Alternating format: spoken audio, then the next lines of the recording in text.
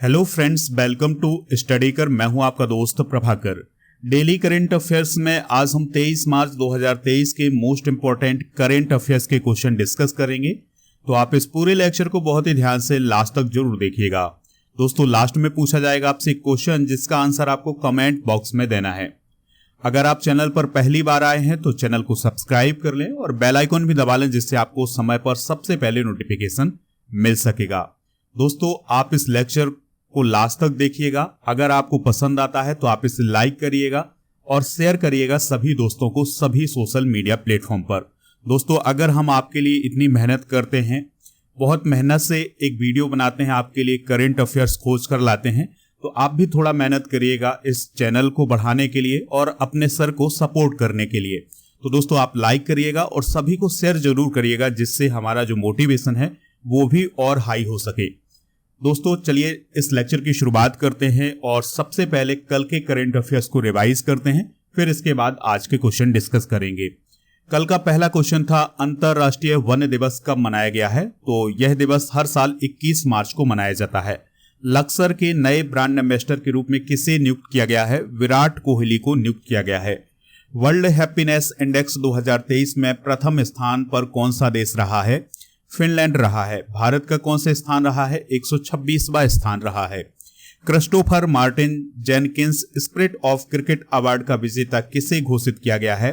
तो नेपाल के wicket keeper बल्लेबाज हैं आसिफ शेख, उन्हें इस अवार्ड के लिए विजेता चुना गया है। पाक जल डमरू मध्य सबसे तेजी से तैरकर पार करने वाले पहले भारतीय कौन बने हैं? संपन्ना रमेश सैलार बने हैं। दोस्तों, पाक जल डमरू मध्य किन देशों के बीच है? तो ये भारत और श्रीलंका के बीच में है। किस देश के खिलाड़ी टिम पेन ने क्रिकेट से संन्यास लेने की घोषणा की है? तो टिम पेन जो है वो ऑस्ट्रेलिया के क्रिकेटर थे, उन्होंने अभी हाल ही में क्रिकेट से संन्यास लेने की घोषणा की है। केंद्रीय मंत्री पुरुषोत्तम रूपाला ने किस राज्य में सागर परिक्रमा के चौथे चरण का उद्घाटन किया है? कर्नाटक में किया है। सीआईएसएफ में पूर्व अग्निवीरों के लिए कितने प्रतिशत आरक्षण की घोषणा की है? 10% के आरक्षण की घोषणा की है। इसी प्रकार की घोषणा अभी बीएसएफ ने भी की थी। 5वां पोषण पखवाड़ा भारत सरकार के किस मंत्रालय के द्वारा शुरू किया गया है? तो महिला एवं बाल विकास मंत्रालय के द्वारा शुरू किया गया है। दोस्तों, पखवाड़ा का मतलब होता है 15 दिन का समय। तो 15 दिनों तक पोषण के बारे में महिलाओं को, बच्चों को जागरूक किया जाएगा इस पखवाड़े के माध्यम से। दोस्तों, कॉटन कॉरपोरेशन ऑफ इंडिया के सीएमडी कौन नियुक्त किए गए हैं? ललित कुमार गुप्ता नियुक्त किए गए हैं। चलिए दोस्तों, ये थे कल के करंट अफेयर्स के महत्वपूर्ण क्वेश्चन। आज का पहला क्वेश्चन डिस्कस करते हैं। विश्व जल दिवस 2023 कब मनाया गया है? तो दोस्तों, यह दिवस 22 मार्च को मनाया गया है। तो दोस्तों, हर साल 22 मार्च को वर्ल्ड वाटर डे सेलिब्रेट किया जाता है और विश्व जल दिवस मनाने का जो संकल्प है वो सबसे पहले 22 दिसंबर 1992 को संयुक्त राष्ट्र महासभा के द्वारा अपनाया गया था। इसके बाद पहला विश्व जल दिवस 1993 में मनाया गया। 2023 की थीम जरूर याद रखिएगा, जल और स्वच्छता संकट को हल करने के लिए परिवर्तन में तेजी लाना। दोस्तों, इस साल न्यूयॉर्क में 22 से 24 मार्च तक संयुक्त राष्ट्र 2023 जल सम्मेलन भी आयोजित हो रहा है। एक आंकड़ा याद रखिएगा दोस्तों, खराब पानी और स्वच्छता से संबंधित बीमारियों से लगभग पूरी दुनिया में 1.4 मिलियन लोग सालाना मरते हैं। यानी 1.4 मिलियन लोगों की मौत होती है एक साल में खराब पानी और स्वच्छता की वजह से, यानी स्वच्छता की कमी की वजह से ये मौतें होती हैं। तो दोस्तों, ये आंकड़ा आप नोट कर सकते हैं। अगला क्वेश्चन है, सरबजोत सिंह ने आईएसएसएफ विश्व कप शूटिंग चैंपियनशिप में कौन सा मेडल जीता है? तो दोस्तों, उन्होंने भारत के लिए गोल्ड मेडल जीता है और यह इस विश्व कप का पहला गोल्ड मेडल था। तो याद रखिएगा, आईएसएसएफ विश्व कप शूटिंग चैंपियनशिप का आयोजन मध्य प्रदेश में किया जा रहा है और सरबजोत सिंह ने इसमें गोल्ड मेडल हासिल किया है। दोस्तों, उन्होंने पुरुषों की 10 मीटर एयर पिस्टल वर्ग में गोल्ड मेडल जीता है। उनका जो स्कोर रहा है वो रहा है 10.9। इसके साथ ही उन्होंने क्लीन स्वीप किया है गोल्ड मेडल के लिए। बात कर लेते हैं इंटरनेशनल शूटिंग स्पोर्ट फेडरेशन की, यानी आईएसएसएफ की। इसकी स्थापना 1907 में हुई थी। इसके वर्तमान अध्यक्ष हैं व्लादिमीर लिसिन और इसका मुख्यालय है म्यूनिख, जर्मनी में। दोस्तों, जो इंटरनेशनल शूटिंग स्पोर्ट फेडरेशन है, इसका काम होता है शूटिंग से संबंधित जितने भी मामले हैं उनको गवर्न करना, उनको रेगुलेट करना। आपके लिए एक इन्फॉर्मेशन है दोस्तों कि अगर आप मध्य प्रदेश पटवारी परीक्षा की तैयारी कर रहे हैं, चूंकि ये एग्जाम जो है वो शुरू हो चुका है, अगर आपका अभी तक एग्जाम नहीं हुआ है और मॉक टेस्ट देना चाहते हैं तो हिंदी और अंग्रेजी दोनों माध्यम में मॉक टेस्ट उपलब्ध है हमारे ऐप पर। तो दोस्तों, ऐप पर आप मॉक टेस्ट ज्वाइन कर सकते हैं। अगर आपको डिस्काउंट चाहिए तो मेरा कूपन कोड यूज कर लें PS100, आपको उसमें डिस्काउंट मिल जाएगा। इसके अलावा अगर आप SSC, बैंकिंग, किसी भी एग्जाम की तैयारी कर रहे हैं तो उसके लिए भी मॉक टेस्ट हमारे ऐप पर उपलब्ध है। आप मॉक टेस्ट जरूर ज्वाइन करिएगा। दोस्तों, अगर आपको डेली करंट अफेयर्स की PDF चाहिए तो वो मिलेगी ऐप पर। ऐप का लिंक डिस्क्रिप्शन में है। अगला क्वेश्चन है, बिहार राज्य स्थापना दिवस कब मनाया जाता है? तो दोस्तों, बिहार राज्य का जो स्थापना दिवस है वो कब मनाया जाता है? तो 22 मार्च को मनाया जाता है। कब मनाया जाता है? 22 मार्च को। दोस्तों, ये क्यों मनाया जाता है 22 मार्च को? इसके पीछे का कारण है 22 मार्च 1912 को बंगाल प्रेसिडेंसी से अलग होकर एक नया राज्य बना था जिसका नाम था बिहार। इसी को याद करने के लिए ही हर साल 22 मार्च को बिहार दिवस या बिहार राज्य का स्थापना दिवस मनाया जाता है। बिहार दिवस मनाने की जो परंपरा है 2010 से शुरू हुई थी और इस परंपरा को शुरू करने वाले व्यक्ति थे नीतीश कुमार जी, जो कि उस समय मुख्यमंत्री थे और अभी भी मुख्यमंत्री हैं। इस बार दोस्तों बिहार का 111वां स्थापना दिवस मनाया गया है। इसके लिए एक थीम भी रखी गई है और थीम क्या है दोस्तों? युवा शक्ति की प्रगति, यानी progress of youth power. Bihar राज्य के बारे में कुछ इंपॉर्टेंट जानकारी डिस्कस करते हैं। बिहार की राजधानी है पटना। राज्यपाल हैं वर्तमान में राजेंद्र विश्वनाथ अर्लेकर। मुख्यमंत्री हैं नीतीश कुमार। और बिहार के जो पड़ोसी राज्य हैं वो हैं झारखंड, उत्तर प्रदेश और पश्चिम बंगाल। यहाँ पर एक राष्ट्रीय उद्यान है जिसका नाम है वाल्मीकि राष्ट्रीय उद्यान, जो कि पश्चिम चंपारण जिले के अंतर्गत आता है। दोस्तों, एथेनॉल नीति रखने वाला पहला राज्य कौन है? बिहार है। भारत का पहला dolphin centre, national dolphin research centre Patna में स्थापित किया जा रहा है। तो ये कुछ इंपॉर्टेंट बातें हैं दोस्तों, बिहार के बारे में नोट कर लें। अगला क्वेश्चन है, जापान ने किस देश को G7 शिखर सम्मेलन में भाग लेने के लिए आमंत्रित किया है? देखिए दोस्तों, भारत जो है वो G7 का मेंबर नहीं है, ठीक है। तो इसके लिए जापान ने भारत को आमंत्रित किया है एक अतिथि देश के रूप में कि आप आइए और उसमें शामिल होइएगा और अपने विचार भी रखिएगा।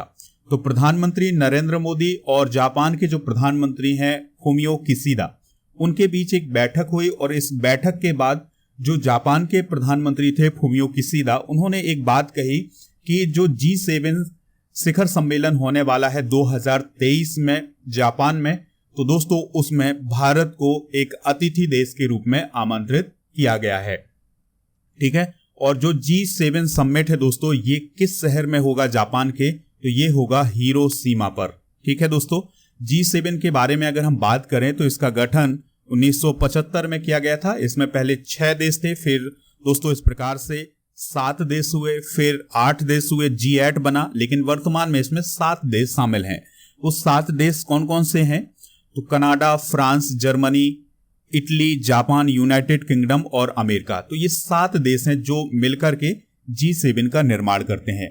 तो दोस्तों ये जो 7 देश हैं ये पूरे विश्व की विकसित अर्थव्यवस्थाएं हैं। तो ये विकसित अर्थव्यवस्थाओं का एक समूह है जिसे हम G7 या इसे हम ग्रुप ऑफ 7 के नाम से भी जानते हैं।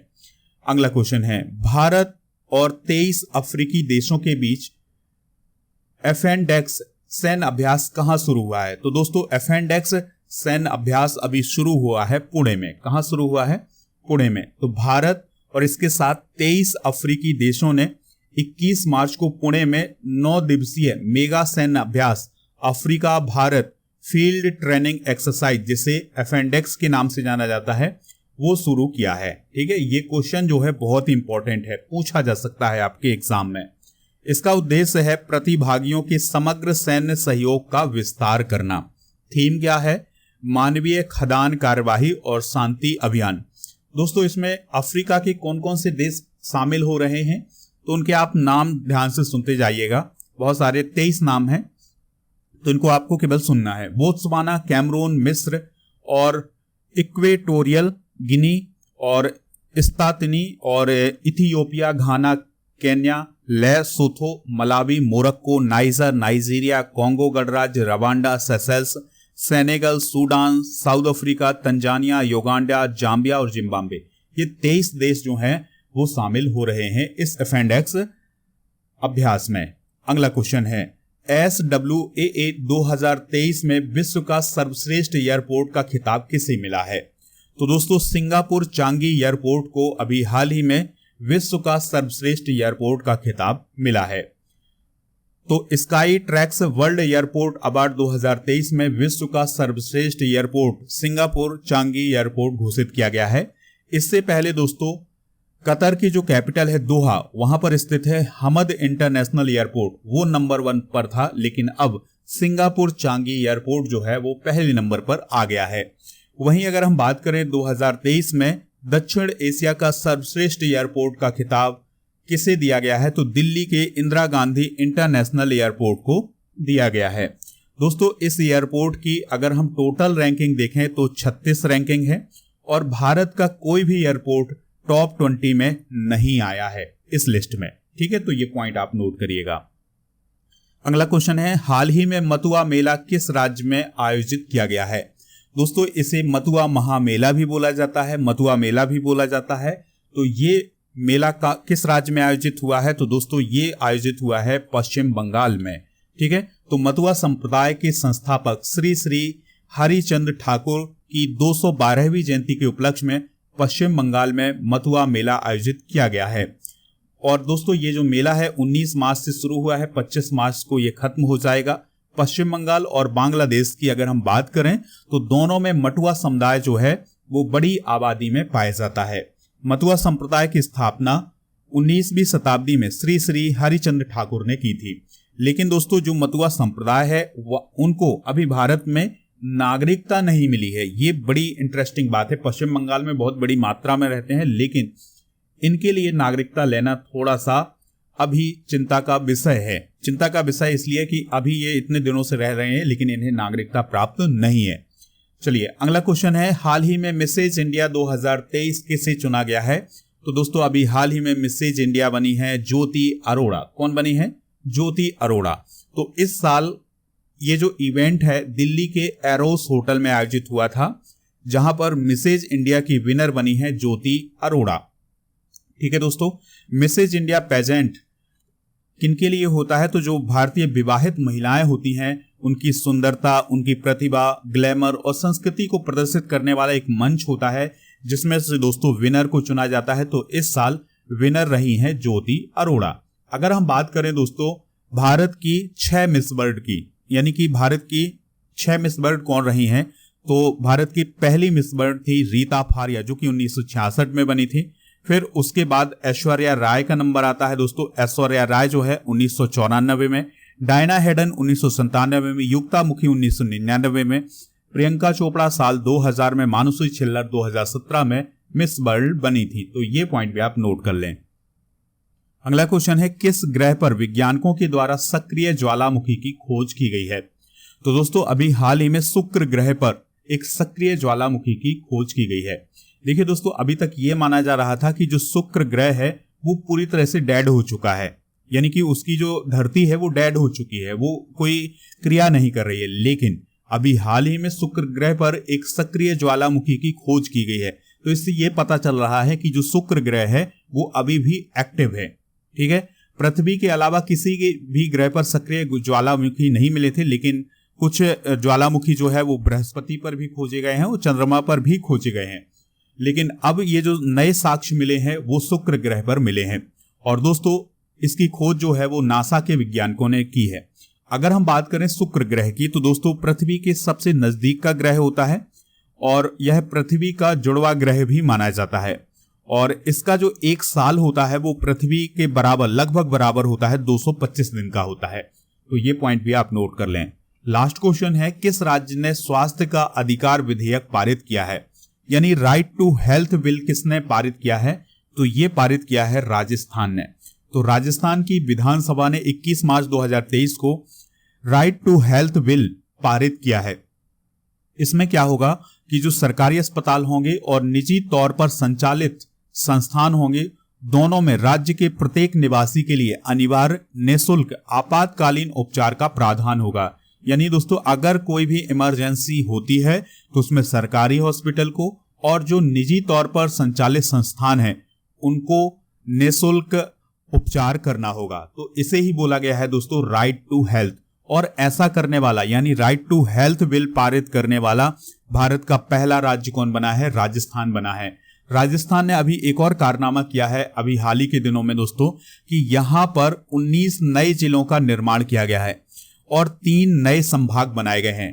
तो अगर हम बात करें राजस्थान में वर्तमान में जिलों की संख्या कितनी है, तो दोस्तों वर्तमान में जिलों की संख्या हो गई है 50 और संभाग की संख्या हो गई है 10। ठीक है, तो ये कारनामा हुए हैं अभी हाल ही में राजस्थान में, तो इनको आप नोट कर लें, एग्जाम के लिए बहुत ही महत्वपूर्ण है। दोस्तों कल हमने रेलवे जोन के मुख्यालय डिस्कस किए हुए थे, तो जो और बचे हुए रेलवे जोन थे उनको भी डिस्कस करते हैं। दक्षिण रेलवे का जो मुख्यालय है वो है चेन्नई में, दक्षिण मध्य रेलवे का सिकंदराबाद में, दक्षिण पूर्व मध्य रेलवे का बिलासपुर में, दक्षिण पश्चिम रेलवे का हुबली में, पूर्व मध्य रेलवे का हाजीपुर में, पूर्वी तटीय रेलवे का भुवनेश्वर में, पश्चिम रेलवे का मुंबई में, मध्य रेलवे का मुंबई में। इसके अलावा कोलकाता मेट्रो का कोलकाता में और दक्षिण तटीय रेलवे का विशाखापत्तनम में। तो दोस्तों ये रेलवे जोन और उनके मुख्यालय आप जरूर नोट करिएगा, कई बार एग्जाम में भी पूछे गए हैं। अब आपसे एक क्वेश्चन पूछा जा रहा है जिसका आंसर आपको कमेंट बॉक्स में देना है। तो दोस्तों अगर आपने अभी तक लेक्चर को लाइक नहीं किया है तो लाइक करिएगा और शेयर भी करिएगा सभी दोस्तों को सभी सोशल मीडिया प्लेटफॉर्म पर। क्वेश्चन है, विश्व जल दिवस 2023 कब मनाया गया है? 22 मार्च, 19 मार्च, 20 मार्च या 18 मार्च? जो भी इसका राइट आंसर हो कमेंट बॉक्स में जरूर बताइएगा। और दोस्तों एडिशनल जानकारी जो भी आपको पता हो वो भी आप कमेंट बॉक्स में बताइएगा। मिलते हैं नेक्स्ट लेक्चर में। जय हिंद, वंदे मातरम।